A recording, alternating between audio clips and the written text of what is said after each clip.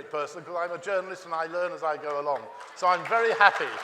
I'm very happy to sit at the feet of the Prime Minister's main town crier with his claims and then turn to the Secretary for IT to really tell us what's actually going to happen. So, you know, since journalists like John don't keep abreast of facts and figures, let me make things clear that, you know, India is the highest recipient of foreign direct investments today. We're the #1 in destination. We've beaten China. No. Let me put the facts right first. Let me. We're not But not for manufacturing. You've said your bit. Let me say that. We're not getting into FDI, but FDI does not prove that people are making things in India. Let's come to the subject of the discussion. My view is that we are in the midst of a very major disruption. India deals with cash. 85% of the transactions that we do in India is done by cash. Almost 95% of the personal consumption expenditure that we do is with cash. The more cash you have, the more the black money there will be, and there will be greater amount of corruption. And therefore, you need to move to a digital payment economy. I'm not saying that there will be a cashless economy, but there will be we must have a less cash economy for the good of India. And it's possible today for India to make a technological leapfrogging simply because there are two basic things that have happened in India which have not happened in any other part of the world. One is that over 1 billion people today have biometric. India is the only country with 1 billion mobile. And therefore, using biometric today and using your mobile telephony today, you can transact all your payment, debit, credit will all be done using your thumb. And once that starts happening, which has now started happening in various parts of India. No, but can you just focus on the question? The question was, tell us how by 2020 we're going to... We'll get on, Amitabh, we'll get on to the broader thing in the next 40 minutes. I'm telling you... Stay with the question, how by 2020 will we throw our credit and debit cards away? John, problem is patience is never a virtue with you. Just relax. We've got 4 other people who are waiting to speak. 3 other people who are waiting to speak. So let me come to that. So in India, about 400 million people have smartphones. Once you have smartphones, at the back end, there's an interoperable system called the Unified Payment Interface by which you can transact all your business. So if you go download Bheem app, you can actually, on a smartphone, do your wallet. We know what we can do. You can do your wallet, Then there's another 500 million people with a GSM phone who can do *99#, you can do all your transaction. And then you have, once Aadhaar comes in a big way, that will make debit card, credit card, ATM totally redundant in India. And my view is that by 2020... Stay with 2020. Tell us why it's going to happen by 2020. Because... Is this based on detailed Niti Aayog analysis? No, it's based economic, social projections? No, it's based on a simple fact that you have already created the infrastructure of 1 billion plus people having Aadhaar at the back end, and you have a UPI which is interoperable at the back end system for that is India is the only country with a back end infrastructure. India is the only country with mobiles. No other country in the world has that. Aruna, could you pick this up and get into some detail? Let me just give you something that's happened in the last couple of days here. Sure. If I give it to Aruna, if I give it to Amitabh, I won't get an answer. The cashless payment system, which was supposed to allow you to pay on this and no cash to be used at all here, crashed because the internet couldn't cope. At the hotel where I'm staying, the internet isn't working. I've got no 3G on my iPhone, so I can't connect with an Ola cab, which is what I often use. I can't do anything from the hotel on my iPhone. The system isn't there.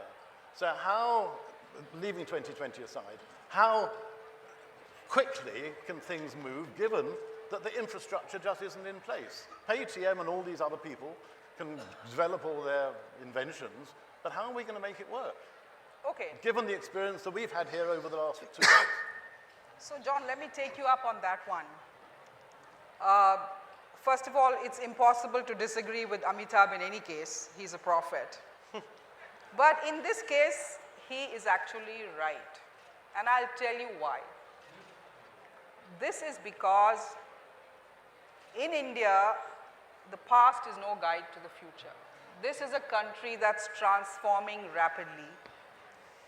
This is a country which, precisely because it is tremendously underbanked and underserved, we will have to look for digital tools because that's the only way 700, 800 million people in India are going to transact. Now, let's look at a country like Kenya. Kenya is very similar to India. It's probably less banked. It's probably less digitally literate. It's probably less literate as well. But we know that 50, 60% of financial transactions are happening on the phone. So in India, what we are going to see is that once the big telcos swing in, and this is going to happen not after a year, but we already know that 4 of India's biggest telcos are about to launch their payment banks. They already have around 2 crore people on the ground who can be your retail agents. And once that kind of infrastructure becomes part of the banking infrastructure, that is when we expect that cashless is really going to grow exponentially. The other important reason we have to remember is that how many POS machines do we have in India to service 660 million cards? We have 1.5 million POS machines. ATMs. We have about 14 million POS machines and 1.5 million ATMs. How are we going to serve a country of 700, 800 million? That is precisely why when you see you're at the beginning of a paradigm change. And therefore, you will see that beginning early next year, the telcos will come in, digital wallets will start growing, and this is going to happen. But the spectrum's not there. No. Let me tell you. I'm in the middle of Jaipur. I can't get a connection. Let me tell you.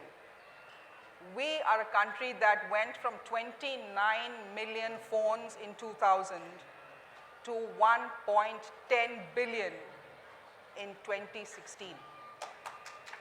So we are a country that went from practically zero Aadhaar 5 years ago to 110 billion Aadhaar in 2016. So something is happening that we don't understand. The pattern of growth here is something else. And this is happening because one, technology is an extremely powerful force, but because it's more convenient. This is a country with 100 million people migrating to do work. You think they want to wait for 4 weeks for the money to reach them? I have seen firsthand, John, that laborers in Delhi would go to a bus or a trucker who would then drive all the way to Nepal and hand the money over to the family in Nepal. We're a country where we know that, if I had somebody working in my house and she wanted a bank account, she could wait for 14 years to get a bank account. We have brought in 250 million people into the banking sector in just 1.5 years. A lot of them haven't got much money in their accounts. No, they haven't got money. I agree. They haven't got money. The accounts aren't but active. That's not the point I'm making. The point I'm making is that the pattern of growth in India is going to be disruptive. It's going to be very different, and therefore we are not going to follow the conventional models that you have seen in the West. Mihir, conventional models and everything is going to be lovely by 2020 or whenever. Well, the problem is that we are always going to be told that Indian growth is disruptive and we won't follow conventional models because the government won't allow us to follow conventional models of growth. You're forced to be disruptive because nothing else works, right? Why did we have this giant explosion in mobile telephones? Because we didn't have landlines that worked. All right? If we had private sector landlines, then those would have expanded first. Now, the simple truth here is that if you look at, for example, the expansion of mobile telephony in this country, which is a great miracle, and you say, all right, what lessons can I pick up from there to apply to leapfrogging into the digital economy? It's quite clear the government has picked up completely the wrong ones. They haven't bothered to look at it at all. All right? They have at no point did you try and force people to use mobile phones. People started using mobile phones because they were convenient. At no point did you, all the government did was to try and get out of the way to allow telephone companies and telecoms to create this infrastructure and allow people themselves to choose how and when to pick up a mobile phone. And that's exactly how you transition to a digital economy. That's exactly how leapfrogging will happen, not through constant government pushing in propaganda. And the second point here is that, frankly, no, I mean, I can come to the second point later if you want to move on to Ashok. No, you go ahead. No, carry on. I mean, I was just saying. No, but the second point here is that if you are going to be considering the possibilities of digital finance, and you're going to use, for example, Kenya as an exemplar of how it's worked, once again, look at what's gone wrong in India. Why did things work in Kenya? You don't have to hand over any paperwork. When you want to move something from cash onto your phone, you don't have to go there with KYC. You don't have to go there with 15 other different things. You walk down to your local panwala or the equivalent in Kenya and you say, boss, put some money on my phone. When Airtel sets up its payment bank, you think that's going to happen? No. So when will the government get out of the way and allow this digitization to happen? Nothing. Never has that happened. So how are we going to have this leapfrogging?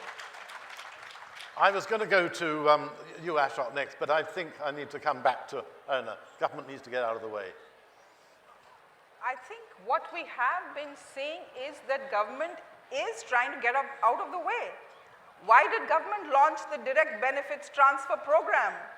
Why did government say that we will move all benefits and entitlements to a digital mode where you don't have to knock on 20 different windows, but once you have your Aadhaar and your bank account, then the money will come straight into your bank account. I think that is the most remarkable exemplar of government trying to actually get out of the way. And we are seeing this in every sector. I think the cashless economy is another exemplar where we're saying that you don't have to go and wait in the bank. You can actually go and transact at any of these points. I agree that even for the cashless economy to grow, we do need to have the entire ecosystem which needs to be in place. But we're at the beginning. I think a year from now, the position will be quite different. Ashok, a banker's view. I mean, is the banking world pleased that the Prime Minister created a national crisis on November the 8th in order to try and force people into the banking world through e-money and all these things? Is the banking world pleased to have a Prime Minister who causes such disruption in order to give you this extra business through plastic, or without plastic, sorry, through PayTM? Well, to begin with, I don't think... You're speaking for the whole banking world. Yeah, listen, to begin with, I don't think the banking community was given a choice. No, exactly. Right? It was imposed upon them. Nor and the said, people. This is what it is, and that's how it will happen. Now, let's not forget two things here. Number one, this country is made up of and built with innumerable geniuses. On a lighter vein, how did we manage to get all the money back? Re-engineer innumerable number of balance sheets and bank accounts, right? I mean, that says something about how clever people in this country are. You got to give them the credit. This is not Kenya, guys. This is a country of very clever people. Some people think the Prime Minister didn't realize that. I mean, I've seen it written that he didn't know it was going to happen. This is a country where people find solutions.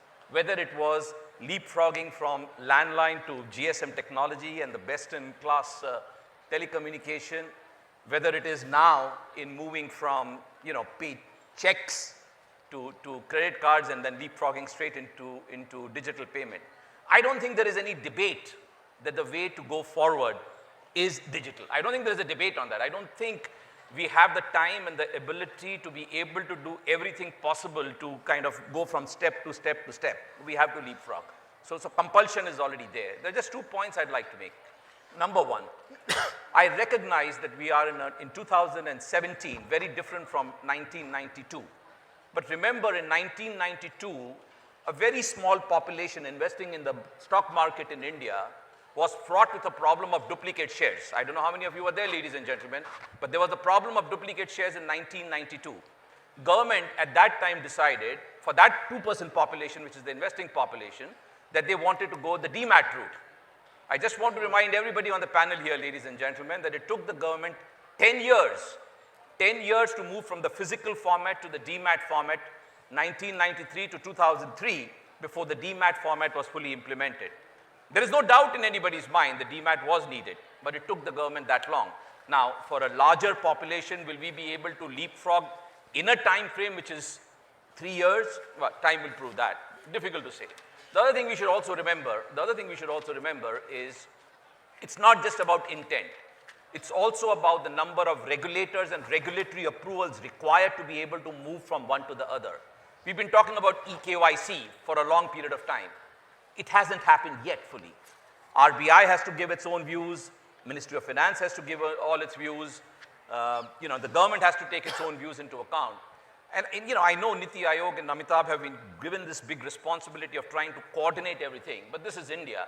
And despite our genius, I don't think it's physically possible to coordinate things in a relatively short period of time. So no debate in my mind that we will transition into digital because that's the compulsion and, necessity is the mother of invention. But I personally believe that it will take a little longer in terms of getting our act together and getting all the wheels ironed up before we are really there. You wanted to say that? I just want to ask Anup, I don't know how many of you here got a geo connection in the last 3 months. No, apart from that, the point is that 5 million connections were given in the last 3 months on the basis of, 50 million connections were given on the basis of eKYC. I just wanted to set the record straight. So eKYC is already here. Amitabh, did we really... Mukesh Ambani got it first, but still. Did we really need demonetization in order to get this going? I mean, I don't want, we did the demonetization yesterday, so I don't want to get into the debate about whether the Prime Minister was actually attacking black money or trying to get people into the digital economy, which is where he's moved to. But did we really need demonetization in order to get this going? Justify doing that without going into the detail of it. So John, during the last 45 years, this country had issued only 12 bank licenses, 45 years.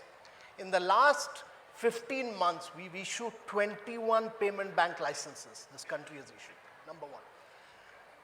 The Jam Trinity, the Jan-Dhan accounts, and feeding them with Aadhaar number and the mobile number was done much before this, much before this. And therefore, there was a whole movement which was taking place. But I think the big thing that has happened is that demonetization has caused a disruption, and it has enabled government to push for digital payments in a much bigger way. And my belief is that when you go now to places like Krishna district of Andhra Pradesh, or you go to West Godavari, or you go to some of these tribal villages of Jharkhand, where they're using micro ATMs to weigh the rations and pay for the rations. People who have, even tribal population which is coming for ration, just uses micro ATM and the thumb to pay. And therefore, they're doing all debit credit today using the thumb impression. And I find the receptivity for this in rural areas much better today than in urban areas. But there's now a huge movement for a behavioral change and pushing major disruptions in terms of technology.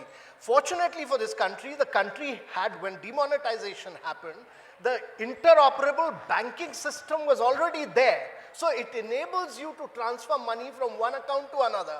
It enables you, forget that, if your bank account is linked with your telephone number and your Aadhaar number, you can do a transfer from your one mobile to another mobile, straight it goes into your bank account, or from one Aadhaar number to another Aadhaar number.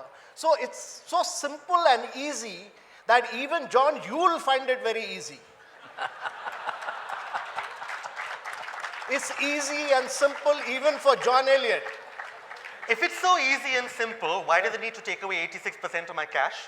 No, that is because... I mean, very simple. If it's so easy and simple, why the hell weren't we using it already? No, no. Why can't you just say, this is a lovely, easy, simple system, guys, use it, and then everyone will start using it? Why do you need to create a massive disruption if it's easy and simple? So, I'll tell you. I mean, it's a tough question. No, no, it's I not a understand. tough question. See, John, in this country and in India, everybody deals with cash. Everybody used to deal with cash. It's become a part of our growing up system. It's become a part of our behavioral system. Dealing with and cash. I think in dealing in cash, everybody deals. I think most you of go the to- world did. I mean, you can't claim that's you special go for to Kant India. market or anybody, people don't accept payment through debit credit card because merchants find it easier to create a parallel economy, a black economy. And that's why people want to deal in cash. And therefore, whether that's why it's Mihir not- likes it or not, Indians thrive on creating a parallel economy. And therefore, you go to any market, they want cash, they don't want payment through cards, they don't want payment through electronic means. Now, unless you're prime minister, no, let me. no, the unless you're disruption. unless you're let prime me complete minister. this. Let me respond to Mihir. The Unless you're- disruption caused is that eventually the aim of the government is that digital payment must become cheaper than dealing with cash, because today 1.7% is the people here don't realize it, but printing of cash, transporting cash, dealing with ATM is latest visa studies was 1.7% of your GDP is that printing of cash. And therefore, the objective of government through various means is that digital payment must become cheaper and cash payment must become more expensive, and then the market forces will take over and people will then start transacting through digital Is that means. change going to happen?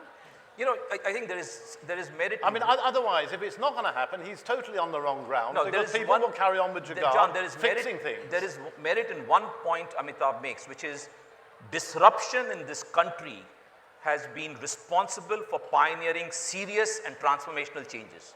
Go back to 91, when the real first set of reforms happened. There was a lot of complaint, hue and cry. You know, we did an analysis.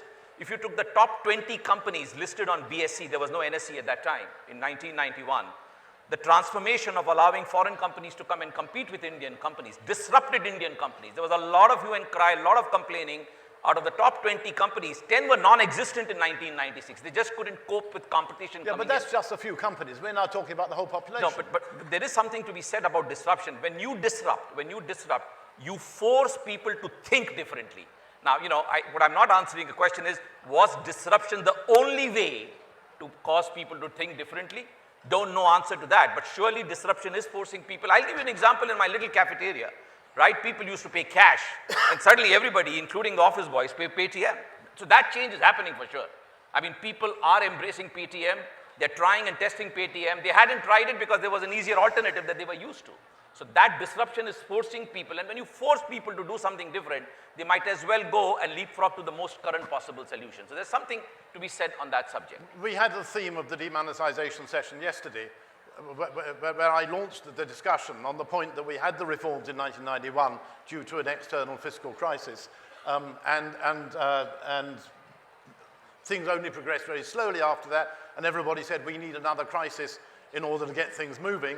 And the current Prime Minister created his own crisis, the only Prime Minister probably ever in history to have created his own crisis in the country in order to get things moving. And what he is said not to have realized, which is unbelievable, is that Indians would not use the technique of Jugaad, which both Mihir and I have written about in books on what's the problems of India, where you learn how to fix things. You fix it, you don't accept it as it is, you do the improbable.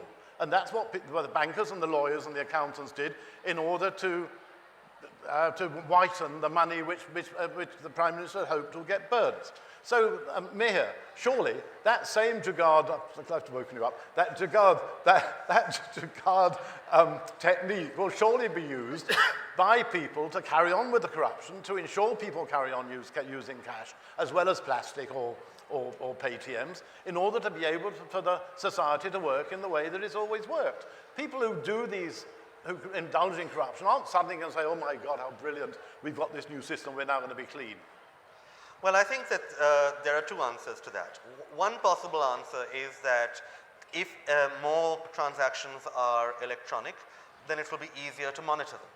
and therefore you will be able to examine exactly who is exchanging money with who and go after them. The problem with that argument, which I mean, and I don't know which one will win, is that you know, it's entirely possible that the jugaad will move one step up, and the people who are examining these transactions will get a great deal of power and be able to determine who is breaking the law and who is not. And as I pointed out yesterday, we do of course have by far the most honest income tax officers in the world. All right, so presumably that will not be a problem. But supposing, you know, 1 or 2 income tax officers are dishonest, they could create a giant issue. All right, could. I mean, it's a great hypothetical.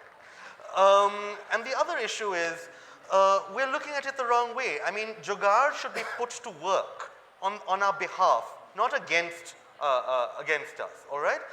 Jugaad will be put to work on our behalf if you allow people the incentive to create their own digital architecture, if you get out of the way. Here you are saying, all right, this is the situation that we have right now, then you're trying to force people to use the architecture that's in place currently. You're forcing them through Paytm, through these other things. You know, if you're in the Delhi metro, then all you can use is Paytm at certain stations. This is absurd. All right, if you really want to allow leapfrogging to happen and to ensure that we as a country create the most efficient and the most vibrant digital infrastructure, which we will have to if we need to grow, then you allow people and companies to decide for themselves what the architecture will look like. You don't force people into it. Aruna, what's going to be, let's move into the positive realm of this again. What's going to be the most important things, the biometric thumbprint or what people do with their iPhones or... See, I think if we look at the... In fact, I mean, for the audience, what are the 2 or 3 main things that are going to make this change? The biometric thumbprint, the Aadhaar card, the... See, if we look at, let's say, 700 million people wanting to transact, then I think over a period of time, a large number of them are going to transact, maybe at least half of them are going to transact on the phone. Those who will have a smartphone will transact through the smartphone, but we also have a number of services and technologies which are developed on the non-smartphone. So there's going to be a sizable number which is going to use a non-smartphone. But then there will also be, you know, one section of the population which doesn't have a phone and which doesn't have, you know, debit cards or anything of the kind. And for them, I think the Aadhaar biometric, you know, pay is going to be a big service which was going to come up. I'm going to open this up in a minute to the audience for questions, but a thought from the banking side, where do you see things? I think getting the infrastructure right, just getting enough Wi-Fi bandwidth, getting Wi-Fi bandwidth in all corners.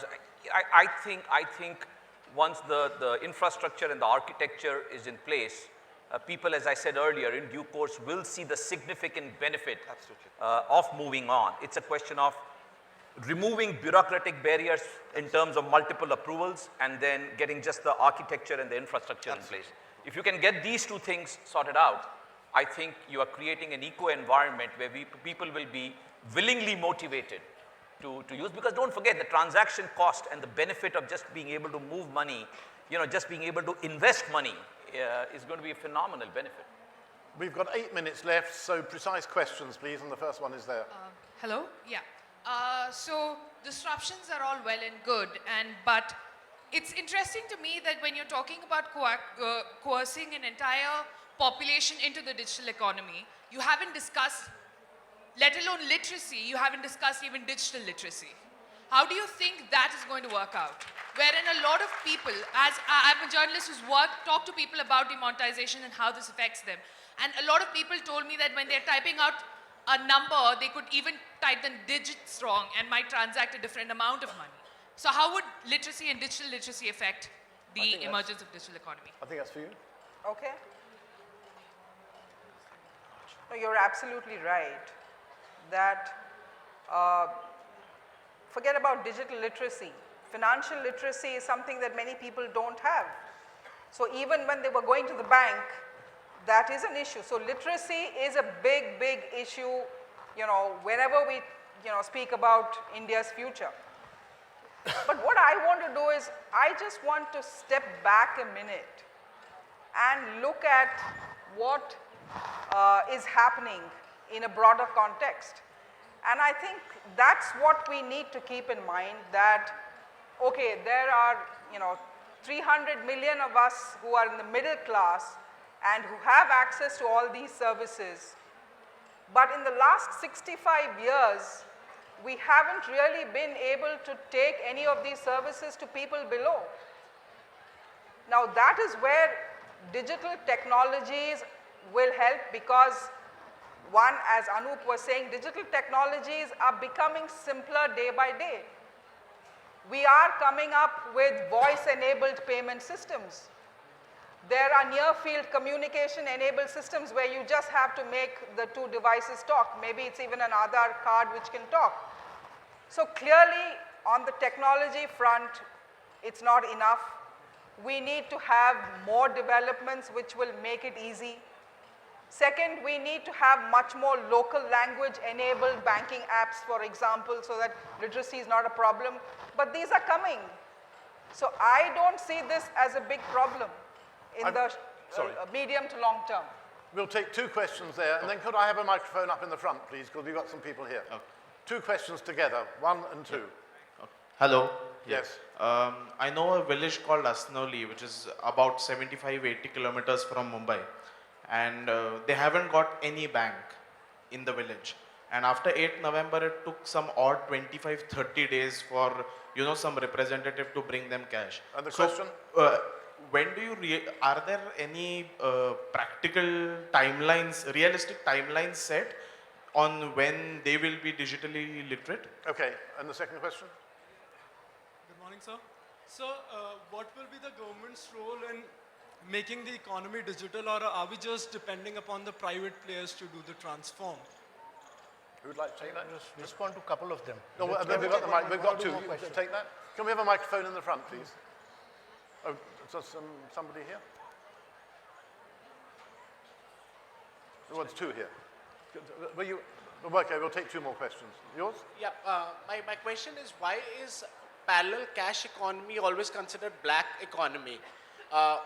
We are at an event where digital economy is being discussed, and Freecharge is one of these partners of the event, and we still have Diggi Puri Ki Chai being paid in all cash. I'm sure that is not black money. There is a lot of friction in digital economy where cash is preferred. Like for all the toll booths that I came from Delhi, drove here, and while Paytm and MobiKwik has a bit of friction, most toll booths preferred cash, which is again not black economy. So I'm not sure why we take this as an assumption that wherever cash is handled, it is black economy. Okay, Amitabh, can you deal with some of the questions? So, let me respond to some of these issues. One is that India is a $2 trillion economy, but it also has a $1 trillion black economy. And, if the ambition of all of you here, young people here, is to make India a $10 trillion economy, it's important that you smash the black economy. Without that, India can't be a $10 trillion economy. It can't be that we have a $2 trillion genuine economy and a $2 trillion black economy. This way, India can never grow. It can't be that only 1.5% of Indians pay taxes. 98.5% of the Indians don't pay taxes. And people here justify this. That is not possible. India can't grow. India can't implement rural poverty schemes, literacy, health, without making India a formal economy. So India has to go digital. That's important. Number two, we are not saying do one method. We are saying you want to do wallets, do wallets. You want to do UPI, do UPI. You want to do USSD, do USSD. You want to do debit credit cards, do debit credit cards. You want to do Aadhaar, you do Aadhaar. There are different ways of going digital, each one to his own liking. My view is that the best will win. The market will find its way. The third is that the government is trying to create the best possible options. Develop BHIM, which has an easy interface. The government is trying to push good infrastructure at the back end. Government is trying to see that you create micro ATMs where poor people, and let me tell you this in response to that question, that I've traveled extensively across India.